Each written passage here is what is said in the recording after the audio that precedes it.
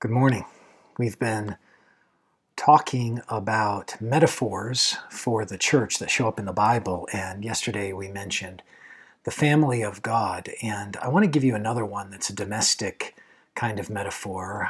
It comes from Hebrews chapter 3, and in Hebrews chapter 3, the author of Hebrews is showing the superiority of Jesus in comparison to some treasured things in Judaism. He starts off by showing that Jesus is greater than the angels, and then he will show that Jesus is greater than the high priests and all that the priests bring to the table. But he also shows them in chapter 3 that Jesus is greater than Moses, their treasured prophet. And he does it by showing that Moses was a prophet in God's house, referring to the tabernacle, the place that was the dwelling place of God. Well, the church is the dwelling place of God as well as we come together.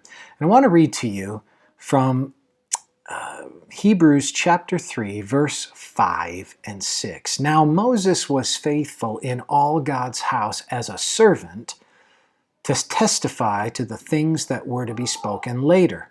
But Christ is faithful over God's house as a son, and we are his house, if indeed we hold fast our confidence and our boasting in our hope. Christ is faithful over God's house, it says, as a son, and we are God's house. Think about some other scripture that relates to this idea and this notion. We're God's house.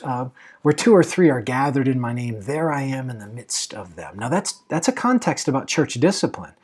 But that's still a function of the church and still shows that when we gather for a distinct purpose, in that case discipline, the presence of God is with us. He inhabits, we read in the Bible, the praise of his people. That as we sing, there's something, and as we engage in speaking praise to God corporately, there's something about the presence of God there.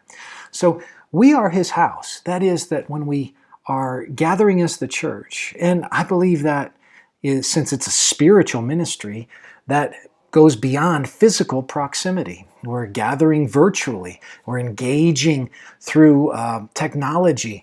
That there's a sense in which God is present because we are the place of his dwelling. He loves to be among his people.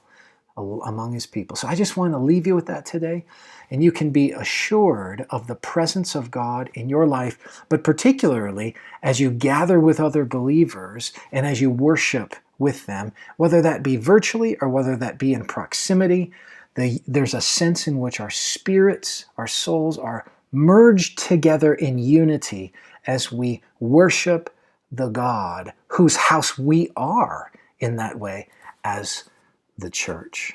Thanks for joining me. Have a great, great day.